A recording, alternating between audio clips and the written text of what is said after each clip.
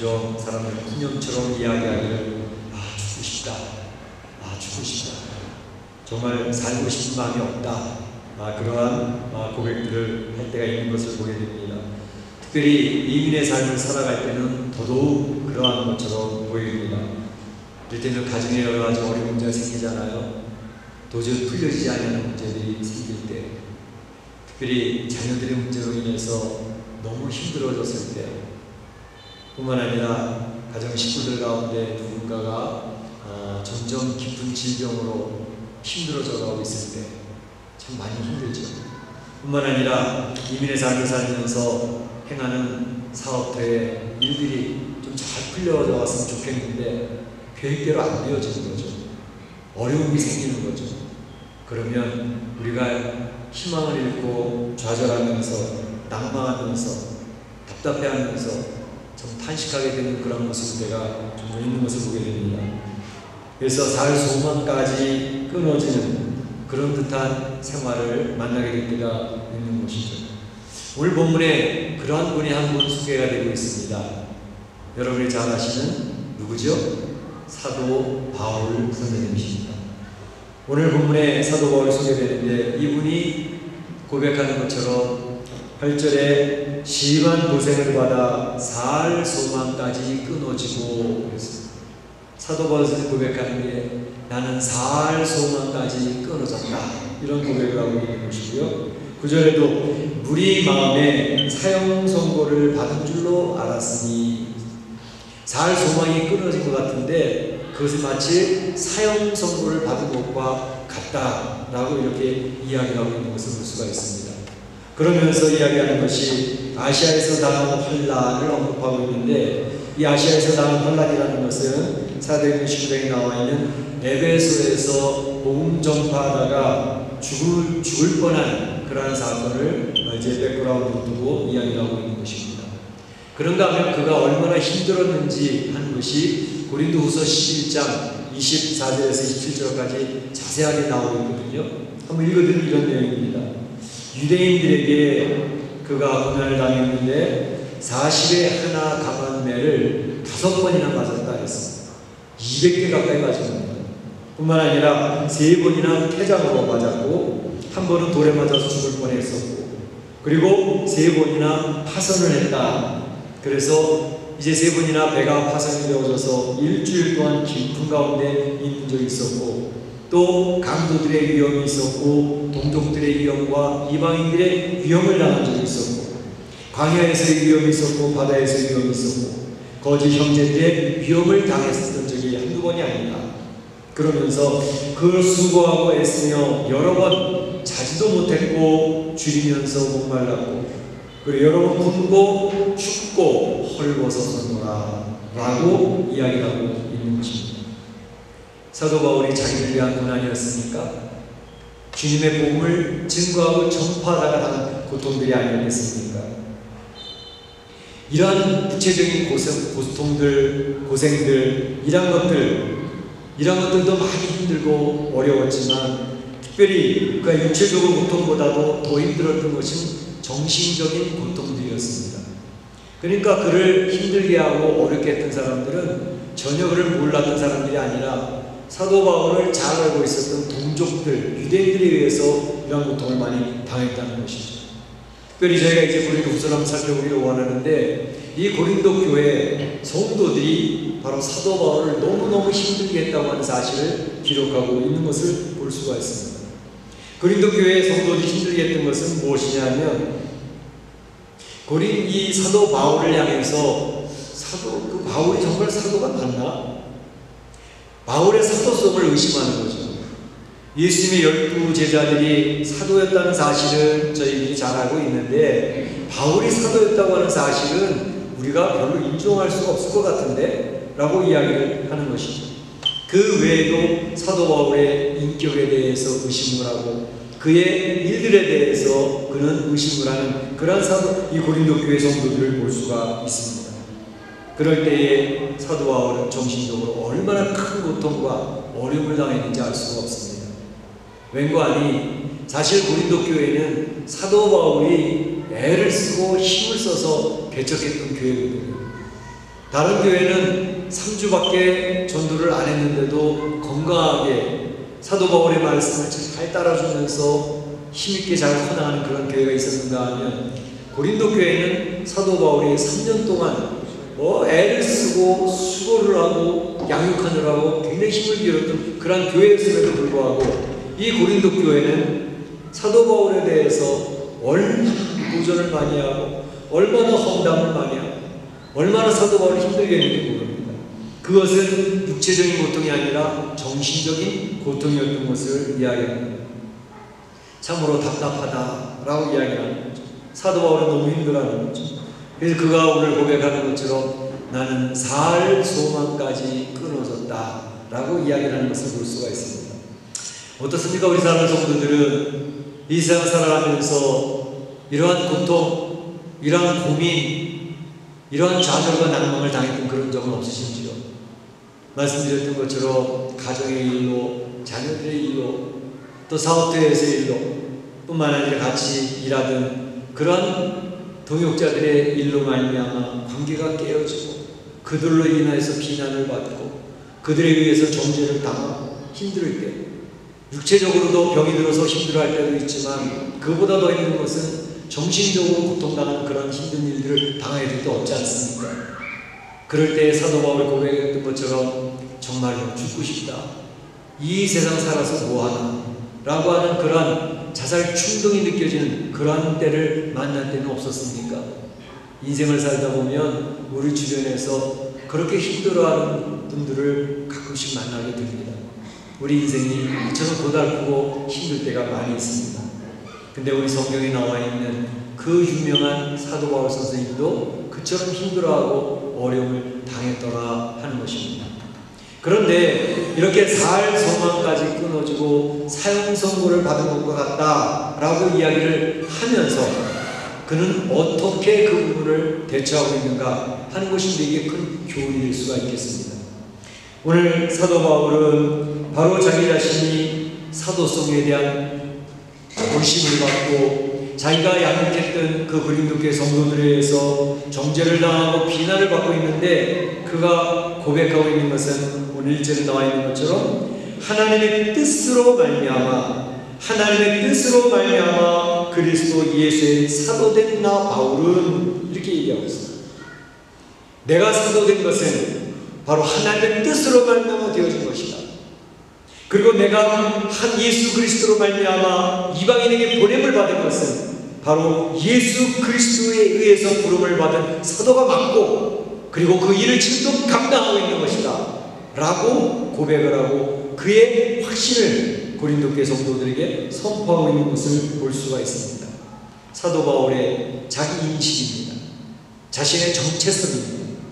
내가 하나님의 일을 하고 있는 것은 나의 열심과 나의 결단에 의해서 되어진 것이 아니라 하나님의 부르셨고 하나님 뜻 가운데서, 그의 섭리 가운데서 내가 주님의 사람이 되어졌고 주님 앞에 보냄받은 사람이다 라고 하는 자기의 정체성이 너무나도 확고했기 때문에 주변에 있는 사람이 그를 비난을 하고 그를 정죄를 하고 그의 정신적인 고통과 때로는 육체적인 고생을 하고 있음에도 불구하고 그는 조금도 흐트러짐이 없이 하나님께서 부르신 바 그 사명을 감당하고 있었더라 하는 것입니다.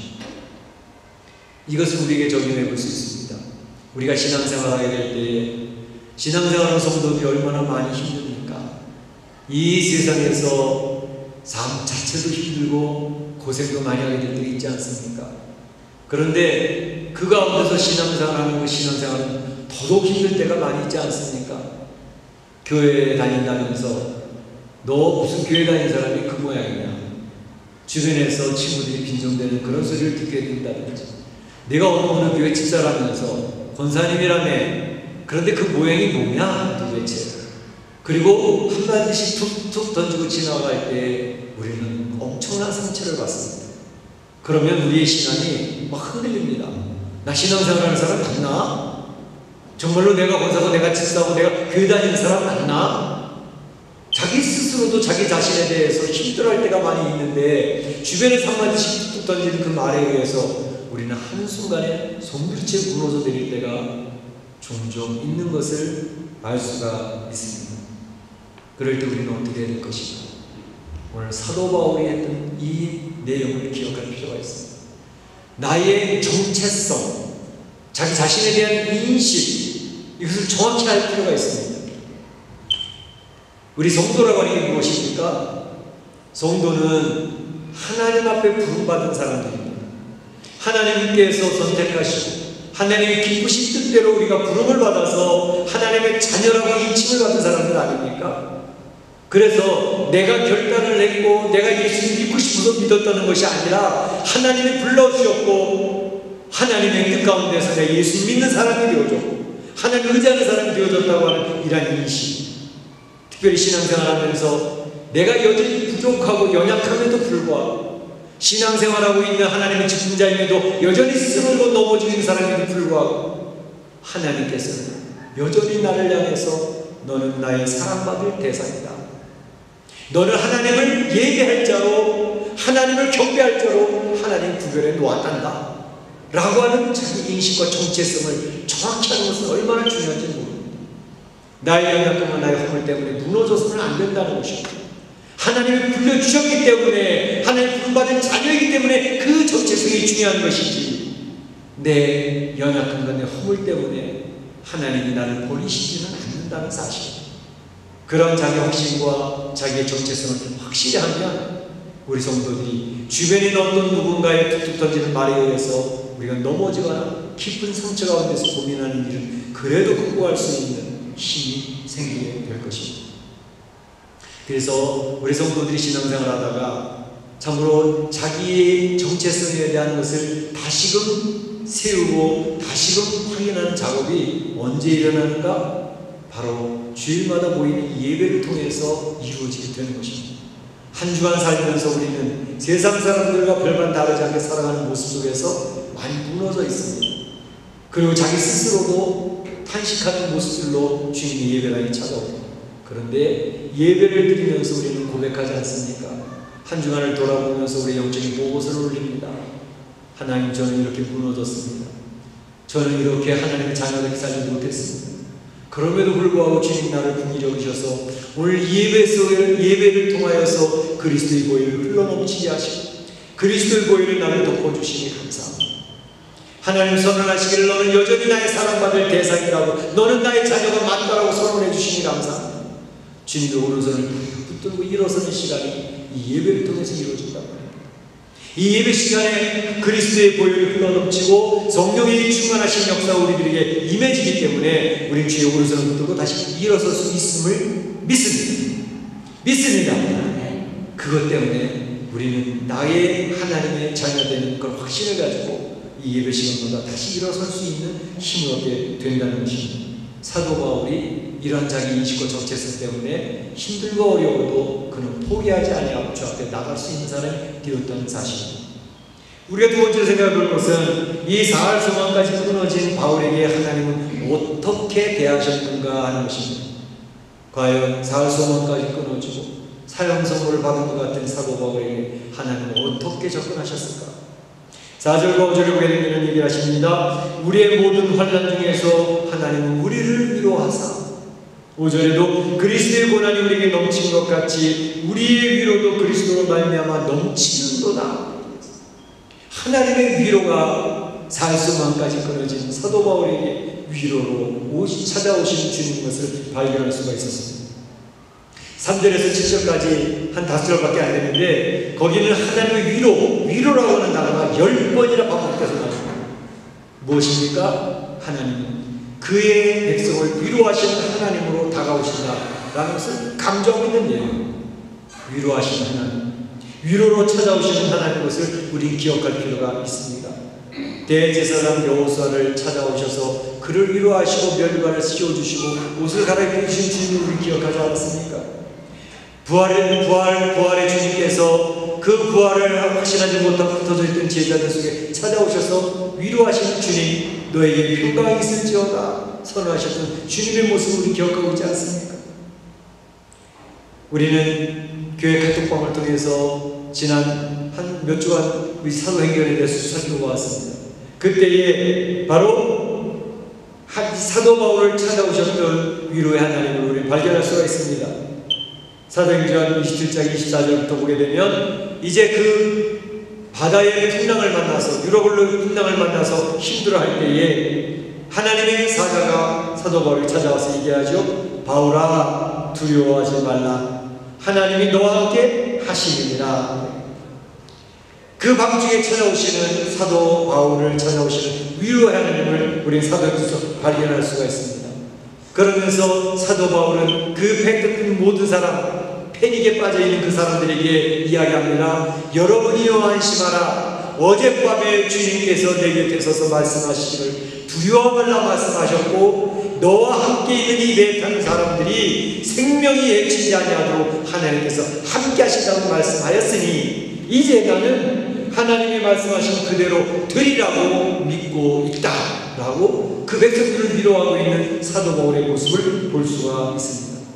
하나님 앞에 위로를 받았던 사도 바울, 하나님 위로의 말씀 들었던 사도 바울은 그 위로를 가지고 바로 그 배에 타고 있는 두려워 떨고 있고 불안해하고 있는 그 사람들을 위로하고 있는 사도 바울의 모습을 볼 수가 있습니다. 그래서 우리 4절과 3절의 말씀 보게 되면 하나님께서 우리에게 위로를 주시는 그 목적도 이야기하고 계시죠. 하나님 우리를 위로하사 우리로 하여금 하나님께 받은 위로로서 모든 환난 중에 있는 자들을 능히 위로하게 하시는 이시로다. 찬송하리로다 모든 위로의 하나님이시여. 이렇게 이야기하고 있습니다. 하나님의 위로를 받아본 성도들은 하나님 앞에 골방에서 눈물로 기도하다가 주님의 위로의 따뜻한 손길을 느꼈던 성도들은 하나님의 받은 위로가 얼마나 귀한 것인지 알기에 주변에 힘들어하고 있는 성도들, 눈물을 흘리는 성도들을 찾아가서 그를 위로하고 있는 성도들의 모습으로 나타난다는 것을 우리는 알 수가 있습니다. 바로 사도 바울은 하나님의 위로를 받으면서 이겨냈던 사람입니다. 사흘 소망까지 끊어진 사형 선고를 받았던 것 같은 그런 삶 속에서 하나님의 위로로 찾아오시는 하나님의 손길을 그는 경험을 했고 그렇기에 그는 하나님 앞에 그 위기 속에서 일어날 수가 있었던 것을 봅니다. 그래서 그 고린도 교회 성도들이 사도 바울을 비난하고 정죄하고 있을 때 그들을 향해서 축복하고 있는 모습을 볼 수가 있습니다. 우리 하나님 아버지와 주 예수 그리스도로 말미암아 은혜와 평강이 고린도 교회 성도들에게 있을지어다. 그를 비난하는 고린도 교회 성도들을 오히려 축복하고 있는 사도 바울의 모습을 볼 수가 있는 것입니다. 어떻게? 하나님의 위로를 받으니, 하나님의 격려를 받으니 그 능력으로 그와 같이 할 수 있었다라고 하는 것입니다. 우리 사람 성도들이 219일에 삶을 살아가면서 많이 힘들지 않습니까? 육체적으로도 힘이 듭니다. 정신적으로도 힘들 때가 있습니다. 그때 하나님의 위로를 체험하시기를 축복합니다. 하나님의 위로가 넘치시기를 축원합니다. 하나님의 위로를 받은 성도들은 하나님의 위로가 너무너무 귀하고 큰 것이기 때문에 그 위로를 체험한 성도들은 주변의 사람들을 위로하며 살아요. 가족을 위로합니다. 친구를 위로합니다. 교회 성도들을 위로하면서 넉넉히 이겨낼 수 있는 힘이 생긴다는 것을 이야기하고 있습니다. 마지막으로 더 살펴볼 것은 그런데 그럼에도 불구하고 왜 사랑하시는 자에게 살 소망이 끊어지도록 하는 그러한 환경을 만나게 하실까? 그런 환경을 만나도록 내버려 두실까? 하나님의 뜻은 어디에 있는 것인가? 하는 것을 생각해 볼 필요가 있습니다. 9절 말씀에 그 이유를 이야기하십니다. 우리 마음에 사형 선고를 받은 줄 알았으니 사형 선고를 받았던 것 이것은 바로 우리로 하여금 자기를 의지하지 말고 오직 죽은 자를 다시 살리시는 하나님만 의뢰하게 하려 하십니다. 라고 했습니다. 우리를 사흘 소망까지 끊어지게 하시고 그 가운데 그냥 버려두시는 이유는 빨리 구원하시고 지금 해결해 주시면 좋을 텐데 그냥 내버려 두시는 그 이유는 바로 자기 자신을 의지하지 아니하고 하나님만 의지하게 하시려고 하는 하나님의 훈련 계획이 그 안에 계시더라는 것입니다. 우리 욥의 이야기를 자주 하지 않습니까? 욥은 하나님을 잘 섬기던 참으로 훌륭했던 신앙인이었습니다. 그런데 하루아침에 그 욥은 무너집니다. 그가 쌓아놨던 재산이 하루아침에 다 날아갔습니다. 재산만 날아간 게 아니라 그의 자녀도 한순간에 다 죽어버렸습니다. 그리고 자기 자신도 질병에 걸려서 벽돌 조각으로 벅벅 긁어야지만 이겨낼 수 있는 그러한 수단을 맞이했습니다. 그런데 그의 삶을 옆에서 가장 가까이 보고 그것을 이해해줄만 했던 그 아내가 이야기하기를 무슨 그런 하나님을 믿느냐고, 당신이 믿는 하나님을 욕하고 죽으라고 그런 이야기를 할 때에 그의 마음이 얼마나 괴로웠을까. 그의 친구들도 찾아와서 위로합시다고 찾아왔는데 위로하기는커녕 너 분명히 무슨 죄를 저질렀기 때문에 이런 일이 너희 가정에 임한 거야, 너희 이런 불행이 임한 거야, 빨리 회개하라 라고 이야기를 할 때에 이 욥은 너무너무 힘들었을 거 아니겠습니까? 욥은 자기 세계를 저주하는 그런 낙심과 절망에 빠지는 순간까지 왔습니다. 죽고 싶다고 이야기합니다. 살 소망이 끊어졌습니다. 사형 선고를 받은 것 같았습니다. 그런데 그가 고백하는 내용이 있습니다.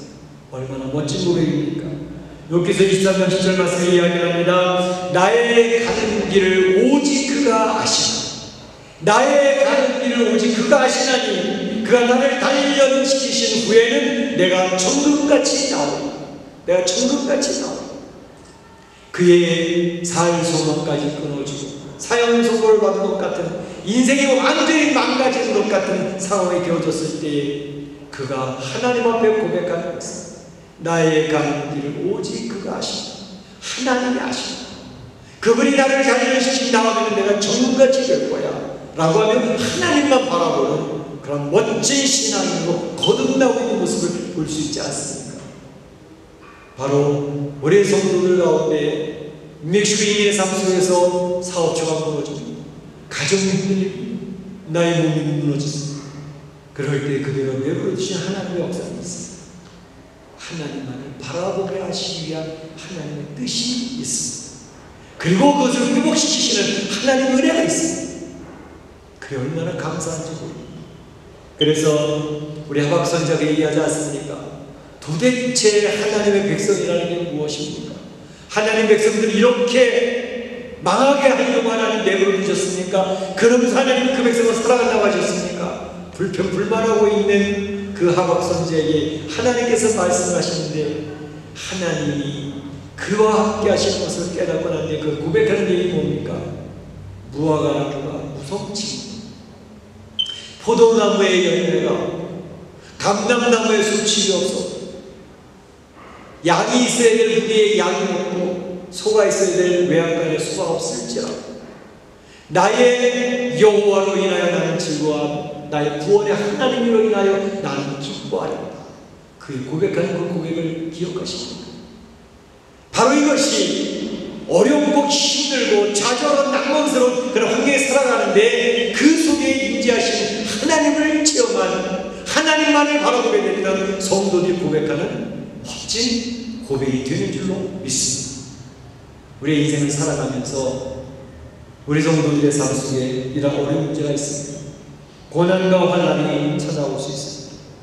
정말로 탄식하고 더 이상 살고 싶지 않다, 죽고 싶다, 나는 사형 선고를 받은 자와 같아 라고 이야기하고, 우리 하나님은 위로의 하나님으로 조용한 주님이 찾아오셔서 우리를 세미하게 속삭이시는 주님이 되십니다. 두려워하지 마라. 내가 너의 상황을 다 알고 있고 내가 너를 그 어려운 가운데서 건져낼 거야. 힘내. 사도 바울에게 이야기했던 그 하나님의 음성이 우리 사랑 성도 들려지기를 원합니다. 그래서 하나님만을 바라보고 의지하는 가운데 하나님과 교제할 수 있는 아주 절호의 찬스, 기도로 주 앞에 엎드려 눈물을 흘릴 때에 그 눈물을 닦아주신 주님을 체험할 수 있는 기회입니다. 우리 사랑 성도들이 이 어려운 이민의 삶을 살아가면서 정말로 탄식과 힘든 그런 순간이 오고들라 오늘 말씀을 보고 기억하셨습니다.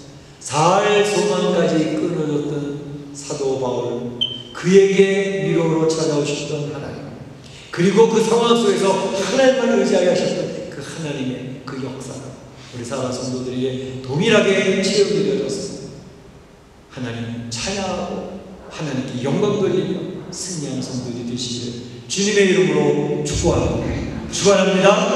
이 시간 다 같이 기도하겠습니다. 오늘 주신 말씀을 기억을 하시고 하나님의 마음을 잘 듣는 말씀이 있다면 그 말씀을 붙들고 하나님 앞에 기도하시길 바랍니다.